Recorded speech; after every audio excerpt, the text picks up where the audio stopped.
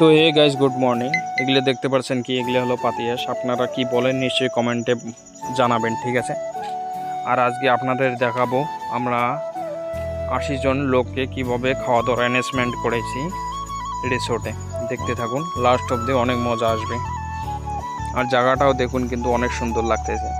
আর যারা রিসোর্ট করেছেন তারা তো জানেনই রিসোর্টের লোকেশনটা কীরকম হয়, জায়গাটা কীরকম হয়। তো দেখুন, সব কিছু সেট আপ আছে, সব কিছু রেডি। थैंक यू कालूराम भैया। नाम क्या है? कालूराम। अरे कालूराम कौन रख दिया? अरे काला तो हम लोग है यार, तुम लोग इतना गोरा होके भी तुम कैसे? गोरा आदमी का नाम कालूराम रख दिया? ये तो अच्छा बात नहीं है। তো যারা সাউথ ইন্ডিয়ান এসেছে তারা তো জানেনই যে কীরকম হয় খাবার। ইডলি, বড়া, সাম্বার এরকমই খাবার খেতে হয়। কীরকম যে পরিস্থিতি হয় নতুন নতুন যারা আসে তারাই ভালো করে জানে। আমি তো প্রথম এসে খেতেই পারিনি।